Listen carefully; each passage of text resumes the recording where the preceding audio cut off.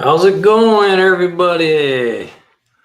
We're just gonna go with it. I don't know how many people are here or whatever's going on. This will get posted, reposted as a regular video on our YouTube channel. So I'm gonna go ahead and get going here this morning or today. Hope everybody's having a good day. Anyway, I thought we'd talk. I can't really tell if there's anybody in here, so I'll just see. So I'm using some new software called StreamYard. I'm going to try to, I might fumble a little bit. We'll see how it goes. So hopefully we get some people into the room. We're going to talk about a little bit. This is our day 2 or our, about our 3rd episode we've done now. So basically this is just going to be a live video to try to teach people basic automotive repair, how to do your own repairs, how to save some money. I've been around a while. I've been doing this for 40 years.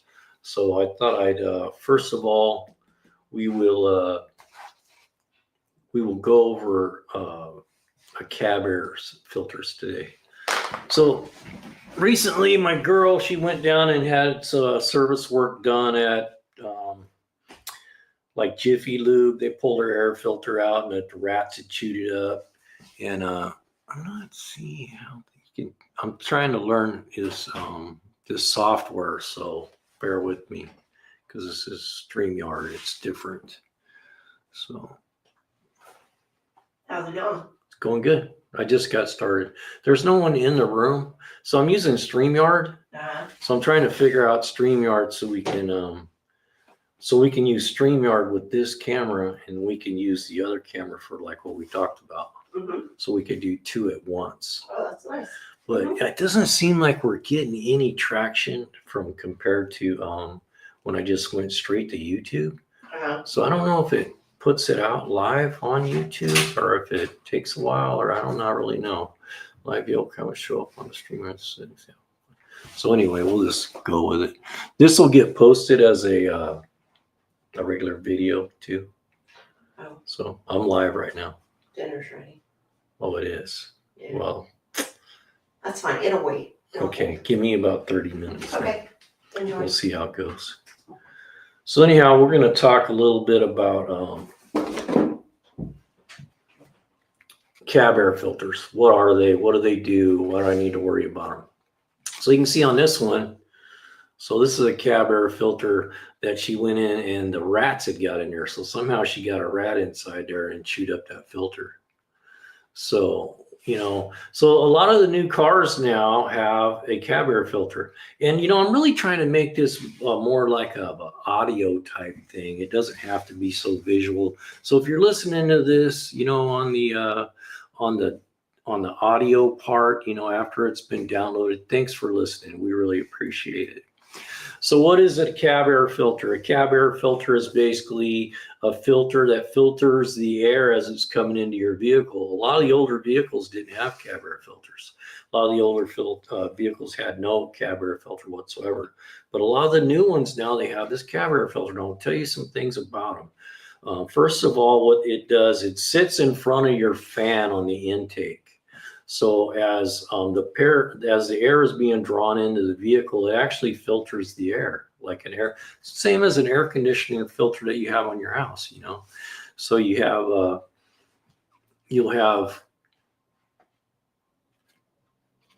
this, it goes in front of the fan, it gets filtered, and over time they get dirty and they need to be changed. And I'll tell you a couple reasons behind this need to be changed. If you're in a really dirty environment, you live on a dirt road or you go out four-wheeling a lot or something like that, it's really important that you change this cab air filter. Because what will happen, and I've had customers come in the shop a lot of times and they come in and say, my AC is just not blowing like it used to. It just seems like it's not quite blowing. I can barely feel it. And usually what it is the cab air filter is plugged because the air goes through this filter as it comes into your vehicle. So the air flows through and then it comes. So when you fill your vents, and all of a sudden they're not quite blowing like they should, you need to go check this cab air filter. And don't go to a shop and pay somebody $50 an hour to do this. You can do this on your own. A lot of the Kevlar filters now, they come in with a instruction sheet. It tells you how to do it. Usually there's just a couple little screws, a little clip, you pull it down, this pops out, you pop the new one in. It's very easy to do normally. We're going to do a video on how to do one on a Cadillac SRX. That's what this is out of. But anyway, the other thing you got to keep in mind when you let these get plugged up is it really puts a strain on your fan, because the fan's trying to blow air through there and it's got a big restriction in front of it. So it really puts a lot of load on that fan, and it can actually create the fan to wear out prematurely. So, so just remember, when you go to have your oil changed, and if you're going to like Jiffy Lube or somewhere like that, say, hey, did you check the cab air filter? And if so, what did it look like? And don't have them change it. Just find out if it needs to be changed, and then change it yourself. And not all cab air filters are built alike. And I tell people, because you can get these from anywhere from $10 up to $40. And what makes the difference is the pleats. If you look at how many of these are in it, a really good filter will be really stacked tight and have a lot of pleats, which gives you more surface area. I'm a big believer in Wix filters. I've been using Wix filters forever, and I just think they're a good quality filter. That's my recommendation to you. If you're going to change your cab air filter, think about looking at Wix. They're about mid-range in price. They're not the cheapest, they're not the most expensive, but they do a pretty good job. Okay, so the other thing I thought we'd talk about today, because I have some frustrations about battery chargers. I'm going to show you a couple of them. And sometimes you just need a battery charger around. If you have a vehicle that sits a lot, or you got a motorcycle, or you got an ATV that's get used a lot. A lot of times the batteries get low and they just need to be topped off. So it's nice to have a battery charger around.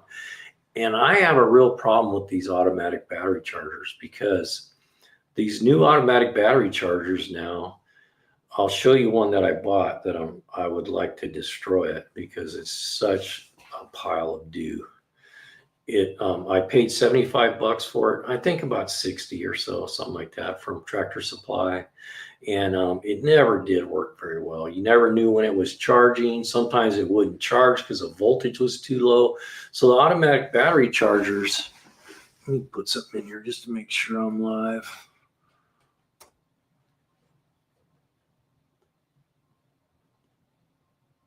Okay, we're at 310. So I think we're probably not getting as many people. We had quite a few people on the last one, but we posted it straight to YouTube. So this might be a problem with the live. I don't know. We will see. I'm thinking it's maybe posting it because we have no views. So we'll see. Anyway, I'm just going to carry on. So the battery charger that I purchased, you never knew if it was charging or not. You couldn't tell if it was charging. And the new smart chargers, if the battery voltage drops to a certain level, they just won't charge the battery. So if you get a battery that says been sitting around a while and it's down around 7 or 8 volts, it won't even charge a battery. And that's annoying to me, because a lot of times you can bring a battery back from, with the state that it's in. And I'm going to go over a battery charger. I just purchased this myself, and I'm promoting this battery charger because I believe it's a good charger. And it's well designed, it's easy to use, it does a great job, and it has some workarounds when it comes to the automatic functions. So let me grab a couple chargers. I have one I want to show you that I've had. A guy gave me years ago, and I've had this battery charger. I'm not kidding you. I've had it 30 years. It's a little 1 amp charger, and I think it's milling. Let me go grab it and I'll show you what I'm talking about. I should have had it right here, but I was messing with this software today, trying to figure out StreamYard. I'm thinking StreamYard might be a good way to go with the lives. Once we get some traction, once we get some traction on, let me go grab, I got one other one I want to grab real quick. Give me just a moment. We got a better camera setup, by the way, guys. I got it on a nice pod.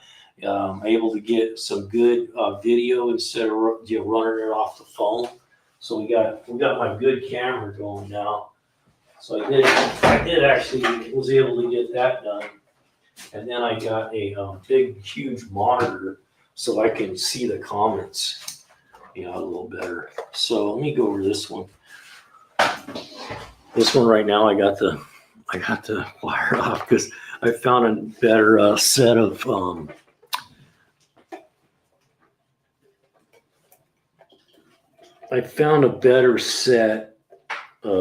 clamps in the garage, so I'm going to do some of that. Anyway, let me do this real quick. So look at this thing. This thing's a relic, man. This is a Shure. It's a 12 volt, 6 volt, or 12 volt, 1 amp charger. And I looked it up, and I think this thing was built in like the late 60s, like 68, 70, somewhere around that. So it's a pretty old charger. And guess what? It's got one little light on it. It tells you when it's on. It works every time. You hook it up, you got 6 or 12 volt, it puts out 1 amp. It's not automatic, but back in the day, you had to remember to turn the battery charger off, or you could put this on a timer. The biggest risk with an old style battery charger is you forget about it. You leave something hooked up in the garage, full charge, and you forget about it. And what happens is that battery will start getting hot, and it'll start to release gases, and you'll smell it. It smells like rotten eggs. And at that point, it's very flammable when that's happening. Anytime you smell a battery that smells like rotten eggs, get away from it. Let it cool off. Don't go around there creating a spark or lighting a cigarette or anything like that, because that's when they're most flammable. But anyway, I just want to show you, I've used this charger for 30 years, and it works every time. And I'll keep it because it works great. It does a good job. But I did just recently upgrade my battery charger. And one of the things these battery chargers will do that the new ones don't is when you hook them up, it creates a little spark at the battery, which is kind of dangerous if you have a battery that's off gassing. There's a way around that. You can just hook up the positive and then put a wire on the negative side and move it away from the battery. So when you hook it up, that little spark is not right on top of the battery. So that works. I've done it a lot of times. As long as you don't have an overheated battery, you're not going to be in a bad situation where you're going to create a problem for yourself. So anyway, there it is.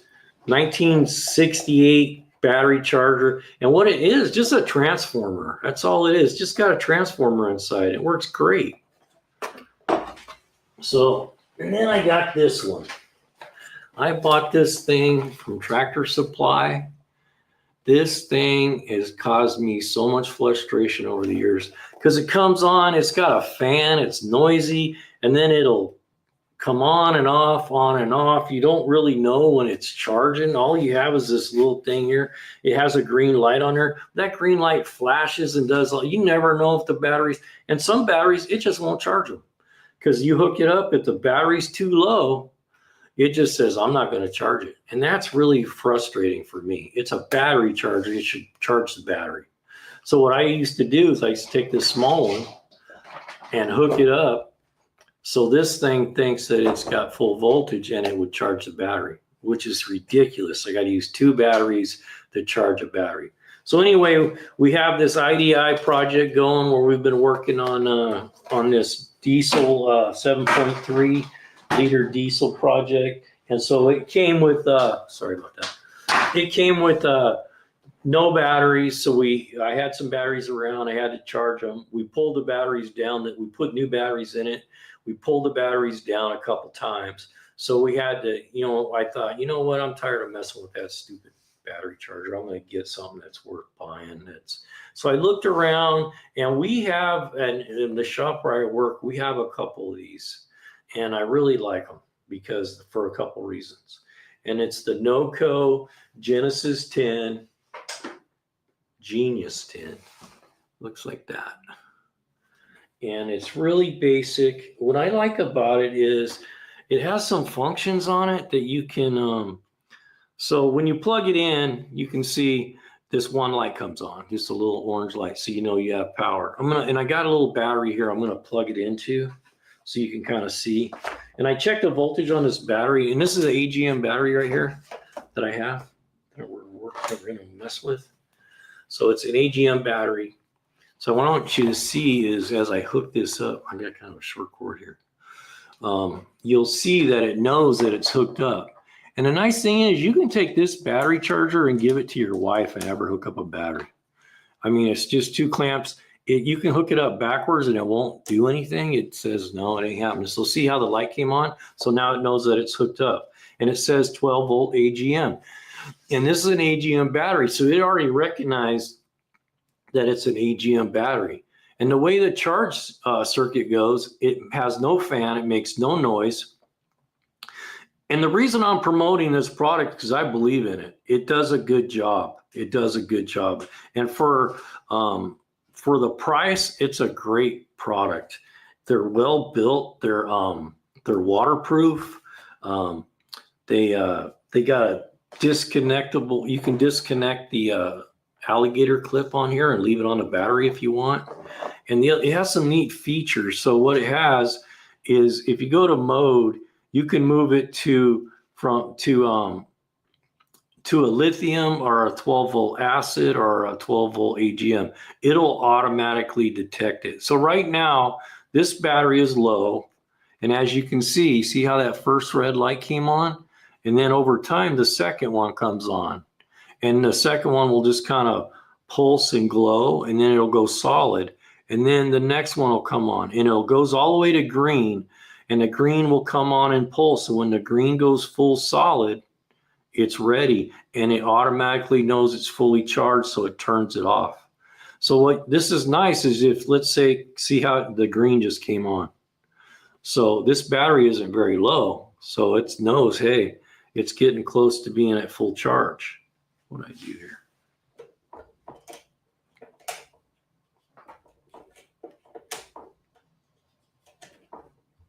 Oh, see, it went through its cycle. So it went all the way to green and said, hey, battery's at 100% charge, and it turned it off. The nice thing about this charger is it doesn't create a spark at the battery when you hook it up. You can't hook it up backwards. You can hook it up backwards polarity and it won't turn on. It knows that it's hooked up backwards. It won't create a spark at the top of the battery. And then the other thing is, you can put this on a battery in the garage. Like I use it on my motorhome. Hook it up to the motorhome, hook it up, plug it in.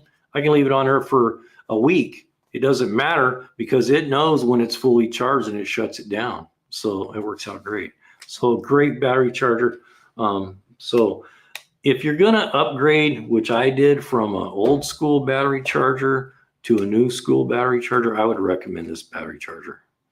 For the price, you can normally get them for under $100. This thing fits in my toolbox drawer.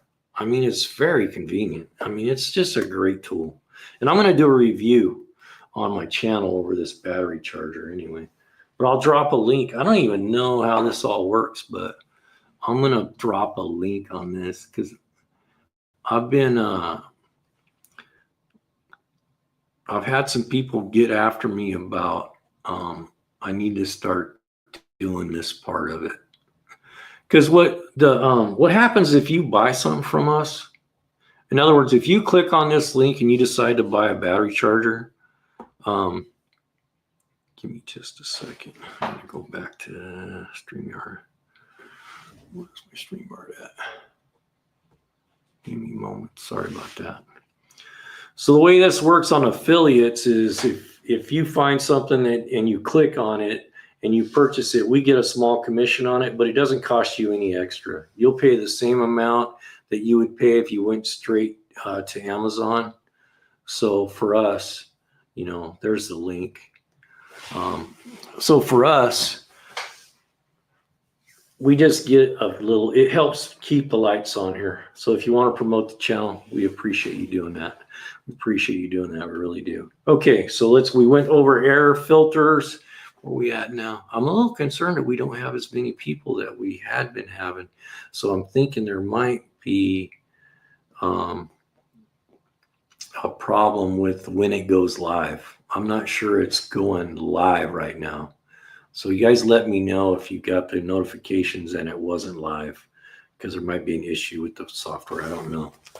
So anyway, okay, so let's go over the next thing we were going to talk about. I got a little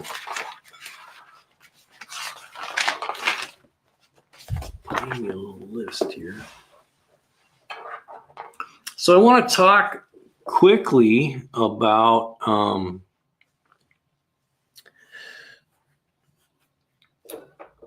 the vice grip. So we dropped a video about a year ago about vice grips, and we got a lot of comments from people. So I thought I'd try to clear up some of it.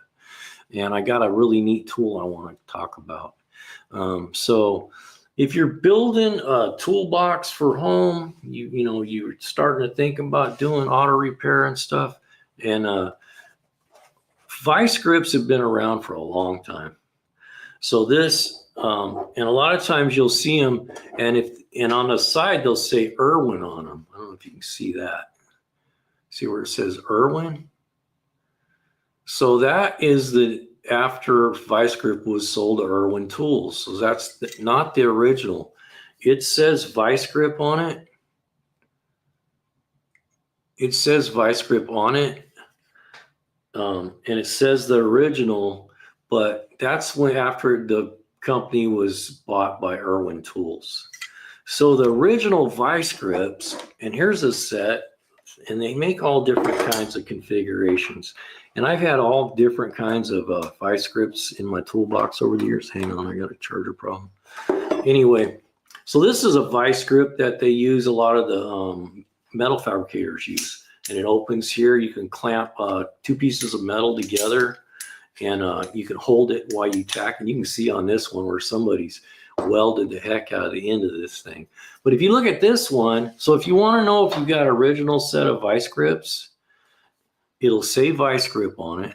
I don't know if you can see that very well. Let me see if I can get it in there better. It'll say vice grip on it right there, but also it will say DeWitt. It'll say DeWitt, Peterson,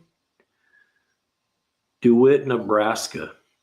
So if you see a pair of these at a yard sale that say Peterson, DeWitt, Nebraska, they're the original vice grips. And a lot of the features have changed over the years. Like I made a video about a cutting edge, because a lot of people don't know, like this one right here, this one actually is an original. And see how small it is? And it says vice grip on it. I'm trying to get it in where you can see it. It's kind of hard to get the view in. So anyway, it actually says DeWitt right on the tool. But if you look on this one, see right here, a lot of people don't know this, but right there on the jaw right there, there's a cutting edge right there where you can cut wire with that. And some of the new ones came with that. Like I got a set that I got, these are Huskies. They're newer Husky. They're made by Husky, but these are not, they're a vice grip tool. They're a locking plier, but they're not a vice grip. If it's a vice grip, it won't say Husky on it. It's going to say vice grip on it. So, your grandpa's vice grip, they were like this. They lasted forever. And this probably set was probably from the 50s, and it's still fully functional. Great tool.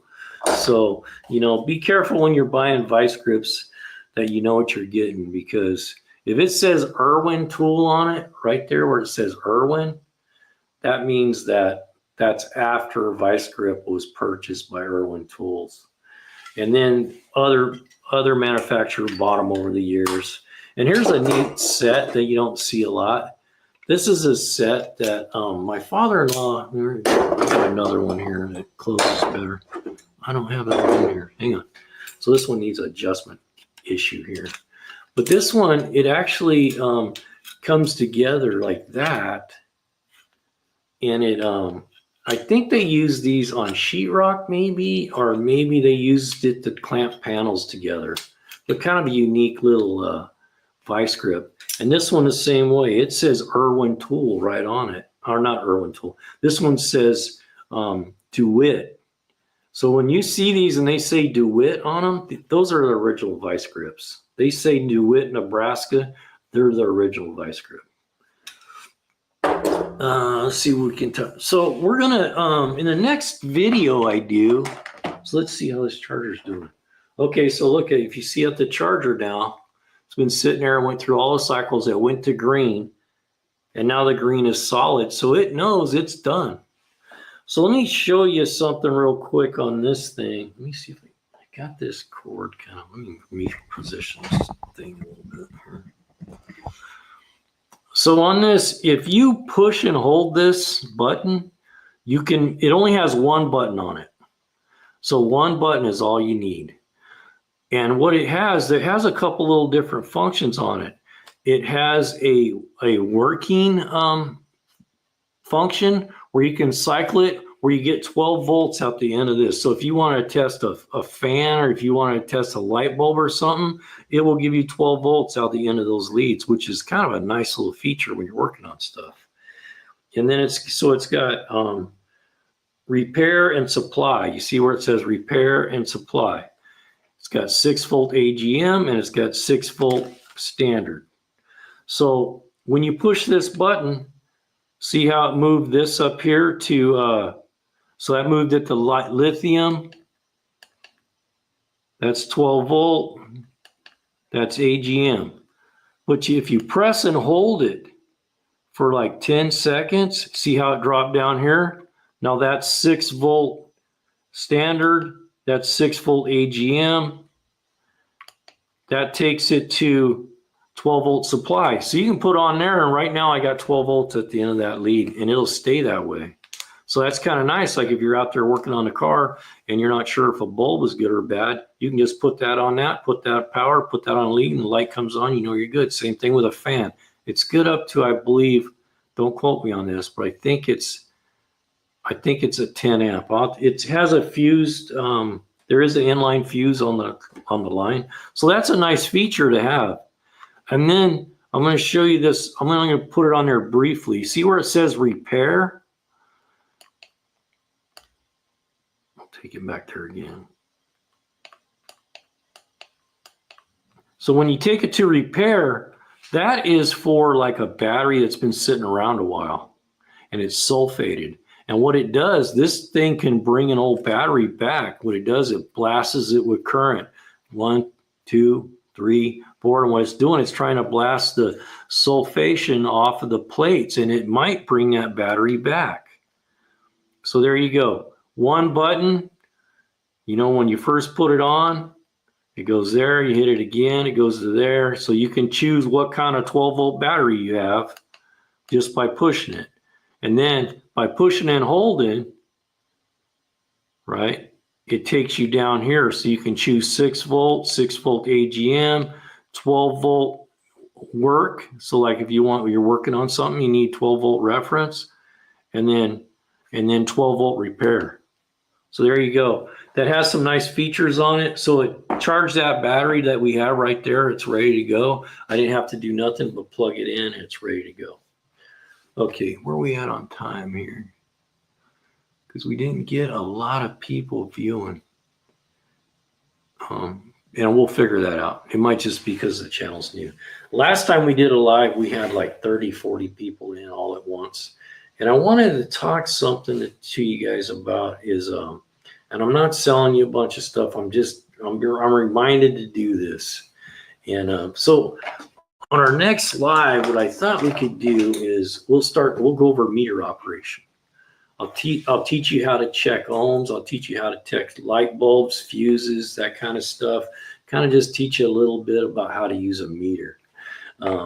We'll go over that on our next week. So we're trying to do these every Thursday, but I'm gonna do on the channel, we're gonna start doing Tuesday tool review, where we're gonna just do, it doesn't have to be new tools, it doesn't have to be selling you a tool, it's just tools in general. We'll talk about tools.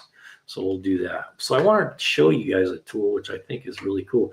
I was out in the garage yesterday, and I've seen this, and a buddy of mine gave this to me probably 30 years ago. And I always thought it was really cool. So a lot of times you see now in your toolboxes, you'll have hill bars, and they have a tapered in, and a lot of times we'll use them for like lining up two panels that have holes in them. We're trying to get something lined up, or say like putting in a steering gearbox. You'll stick this in one hole to hold it in place while you get the bolt started. So that tapered hole is nice. But this thing has like, what size is it? And I'm going to do a video on how to restore these old tools because it's pretty cool. So this is a 3/4 inch. And what this is called a spud wrench. They used to use these in the military. I think the Army and the Navy both use them. But you know who used these the most? America was built with these wrenches. These wrenches were used by steel workers. And what they would do, they would take this and they would stick this through a beam to the next beam to line up the holes. They'd stick it in there, line up the hole, and then they would put the next bolt in, put the nut on, and then they would use this to tighten it. And that was before air tools, you know. These are guys out there, you know, hanging on the end of a steel beam, you know, 400 feet in the air. This is how they were putting those bridges together right here. You see those old bridges got all them old nuts, bolts on them? This is how they were put together right here. So this is called a spud wrench. So I thought everybody might get a kick out of some of this old tool technology. I know I'm an old tool fanatic. I love old tools, and I like to get. You can pick them up really reasonably at yard sales, and they're actually really functional tools. Like this thing right here as a heel bar. You know, I've used this a lot of times for lining stuff up. Like I said, when you're trying to get a gearbox or something started, you're trying to hold it up with one hand, you can stick this in there and it'll hold it in place while you get the nut and get it started. You don't have to hold it all up in there and kill yourself. So I see we got 3 people in the chat. Appreciate you guys being here. We're going to talk a little bit about membership. So we're going to start. We got some members. I want to give a shout out. I just had a recent member. I should have wrote his name down. And the guy joined our membership. It's like $3.99 or something like that. And we're going to start offering member only teaching videos. We're going to teach people. It'll be member only. You can only access that if you're a member. And then we're going to do shout outs for the members.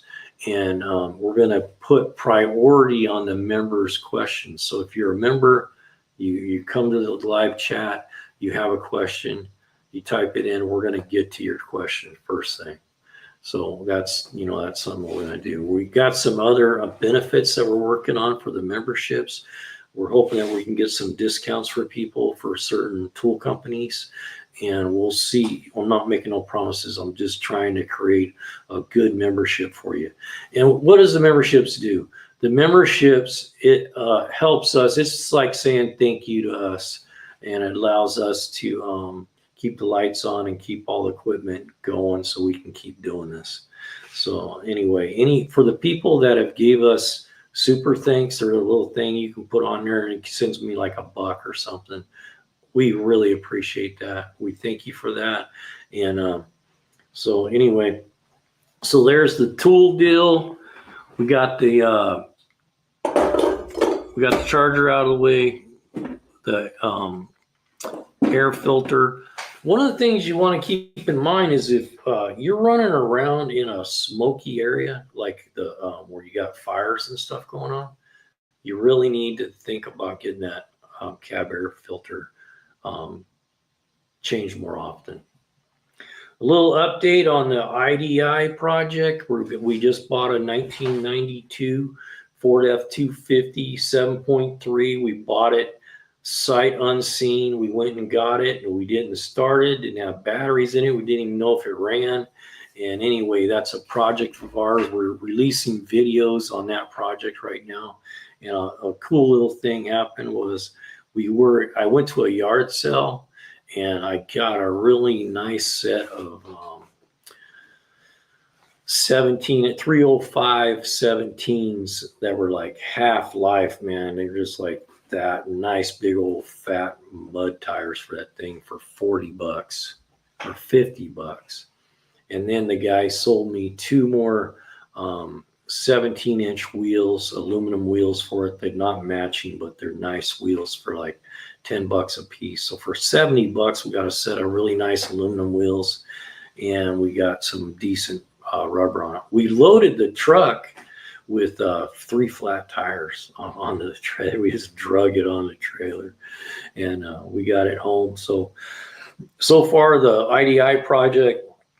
And what is IDI? IDI is indirect injection. So it's a old school fuel injection system that doesn't have a computer. It's mechanical fuel injection. They're bulletproof. They'll go 500,000 miles. I've heard of people say they've gotten 1,000,000 miles out of these motors. So they're real easy to work on, real basic. And we'll be going through that stuff. We'll be dropping videos on the YouTube channel about how to check the glow plugs, how to get the air out of the system when you get air in a fuel diesel system, how to get the air out. And so that's where we're at right now. We put glow plugs in it. We got some videos we're going to drop on that. We put glow plugs in it. We put a new starter in it. I changed the fuel filter and a set of batteries, and this thing runs. So it sounds great. We're gonna go. We're gonna drop some videos on the project, on the process of that project. It's getting really exciting. Now I got a little fuel leak I gotta take care of. We got a fuel leak on the intake side of the fuel pump, so I gotta go find that. I lost about a gallon of fuel overnight the other night out of a container, so I got a drip. I got to go find that. But the Ford IDI project is a neat thing, because those are systems that if you don't know anything about mechanics, it's a great system to learn about. They're cheap to work on. They're cheap to purchase. They have some pretty good value. They're getting very popular with people. And, we picked this thing up for $700, and the body is pretty straight. The paint looks great. The interior is really good. One little spot on the seat that we got to take care of. So we got some little issues. We got an alternator light on, which we'll walk through that with a video. I think we just got no power to alternator. We'll walk through the diagnosis with that. So anyway, we had a pretty small group here tonight, so I'm not sure if it's hey, garden party. You didn't get the notifications. I got it on the short. Okay. Yeah, you know what? Something's going on with the notifications for the live. So I think next week I'll figure out the StreamYard. Hey, thank you for putting that on here, because I was wondering what was going on with because last time we had like 40, 50 people in here. This is a new program. It's StreamYard. It works really good for doing podcasts. So for some reason, it's not posting live on YouTube. It'll probably post after we end. It will post it as a regular video. So for those of you that are watching this after the fact, we'll figure this out. We'll get the live thing figured out, and we'll get some people. We'll have some interviews and stuff on the lives. And so for the most part, it's pretty much going to just be like basic learning of automotive. That's, I've been a mechanic for 40 years. I was ASC certified master mechanic for many years. I'm semi-retired now. I work part-time. So this is just a little gig for me. I like to help people out and teach people. And I've been teaching people how to do auto repair for a lot of years. So anyway, I appreciate Garden Party. I appreciate you posting that, because that really helps us out knowing, because we were kind of wondering what happened with the live today. But I just figured I'd just carry on. And I want to show you one more tool. We're coming up on 40 minutes. I promised an hour today. But I want to show you one more tool. And what I'm going to do, I want to think about the guy at home that's just getting into auto repair, and he's thinking, man, I want to start doing this. He's got a hot rod, or maybe he's got a car that he doesn't want to take to his shop, and he wants to start doing the tune-up on it and maybe the brakes and stuff, just learning basic automotive repair. And what I want to start bringing up is, how do you put together a basic toolbox? I'm not talking about $10,000 worth of tools. I'm talking about a toolbox you can carry like this that you can do a pretty good amount of work with that toolbox. And I'm going to drag tools out of my box that I've had forever that I couldn't live without. And I'm going to talk about them. I'm going to offer them to you. We'll put links up for people that are thinking about buying stuff like this. No cost to you. It's the same cost that you would buy for that same tool, no cost to you. And the only tools we're going to be reviewing is tools that I believe in, that I've had and used forever. So I'm going to show you this pair of channel locks that I have. And there's a story behind these channel locks.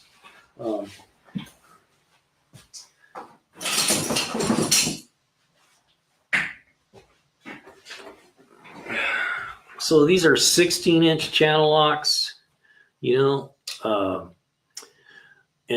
I'll tell you the story, and then I'll tell you about the channel locks. And by the way, I love channel lock products.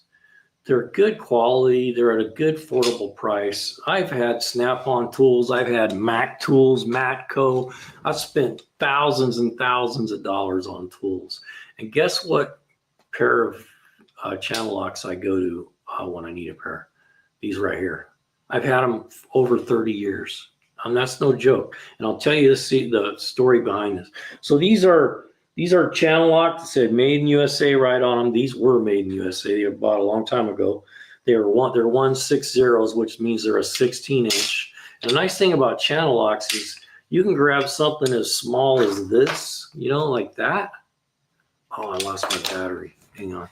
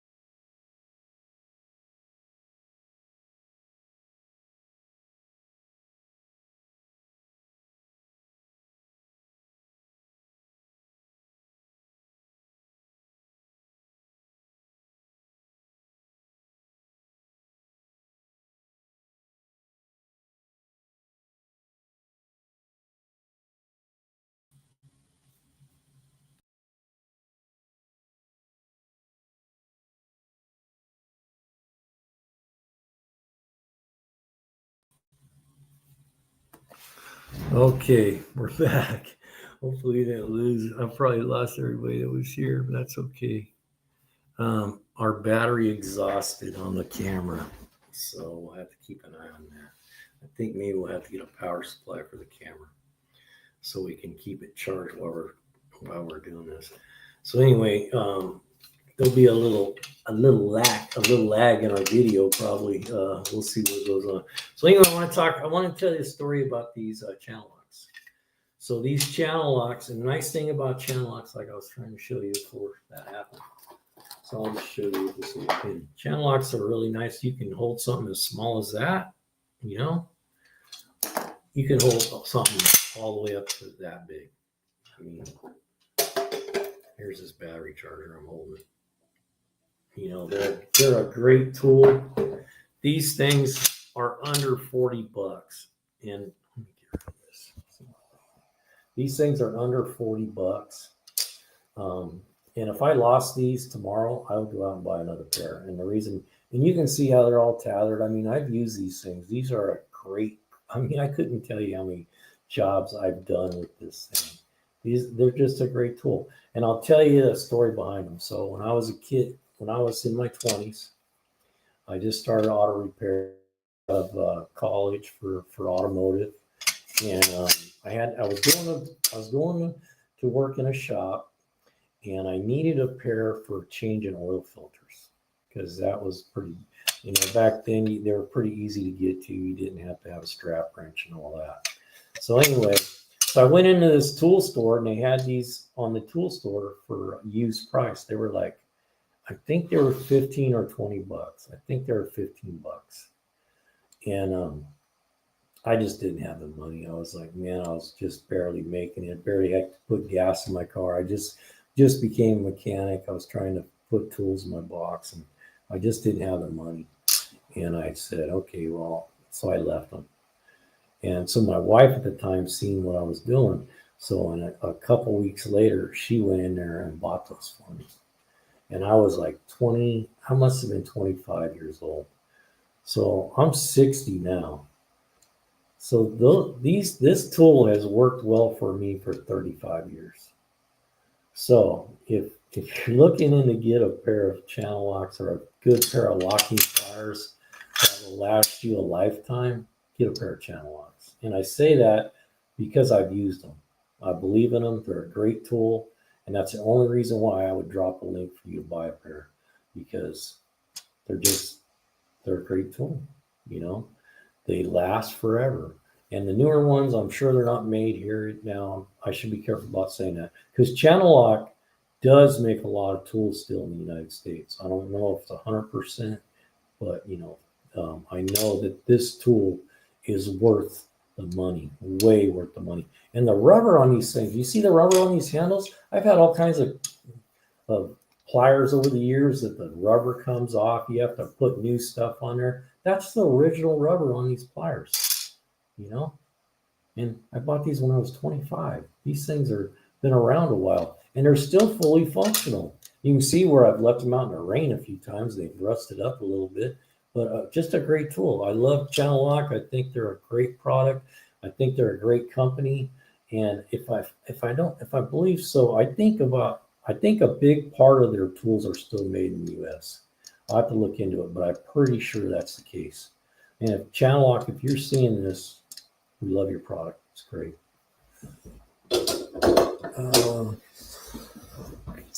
Here's another. So I got these two that I'm going to put this link on for you guys. I'm bad about doing this stuff. I always forget to put the links up because I don't know. I just don't think about it, you know. Give me just a moment and I'll drop this link on you in case you want to buy a pair. Honestly, this is probably the best money you'll ever spend on a tool. I really believe that, you know.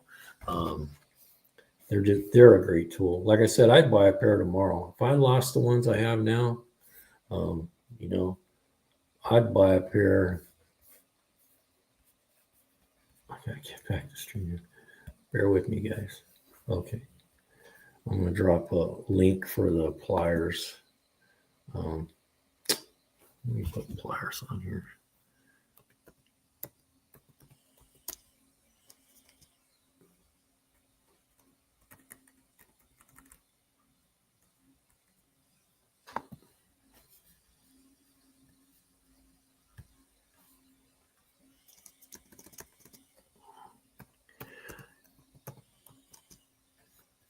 So we're going to start doing, after our educational part of our podcast, we'll start just promoting a tool that I believe in. Not a tool that I can get it cheap and I can sell it and make profit. That's not what it's about.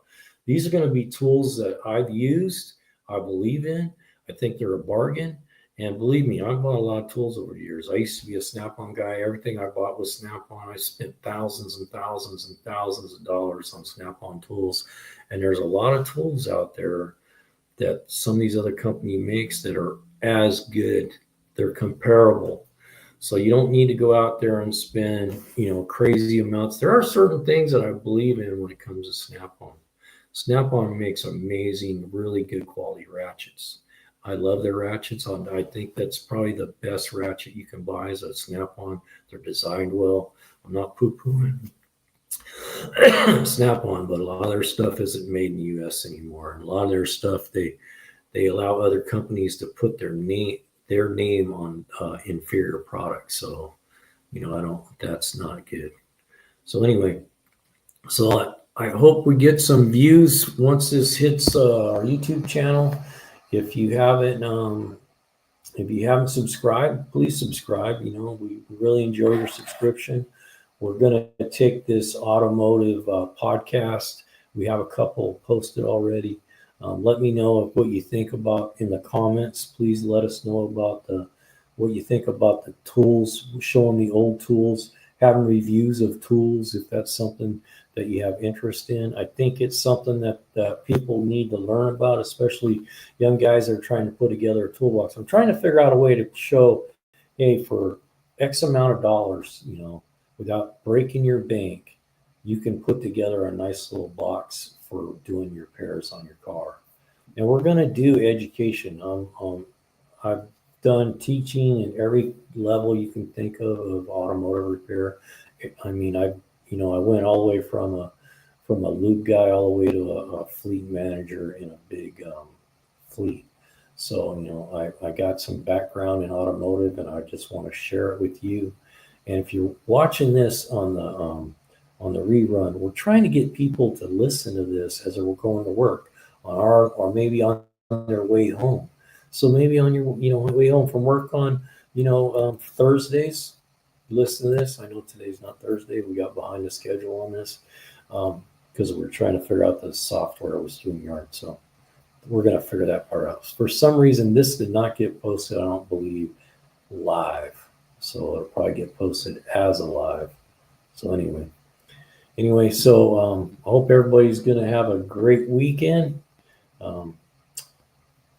As Go Big always says, go big or go home, baby. Take care.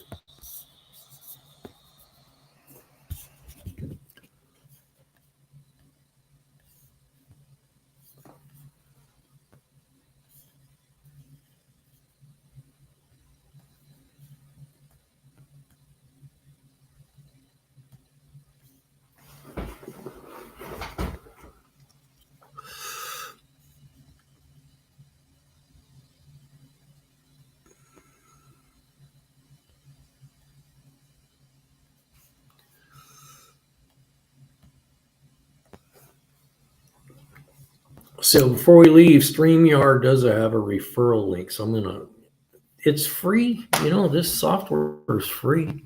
So for them, I at least, like to post their link. We get some kind of a little kicker if somebody buys their software. So, but for the most part, it's pretty good. I used it before and it worked really well, but for some reason I got some of the settings messed up or something because I don't think it got posted to YouTube. So we'll see what happened there. So anyway, there's the link for StreamYard.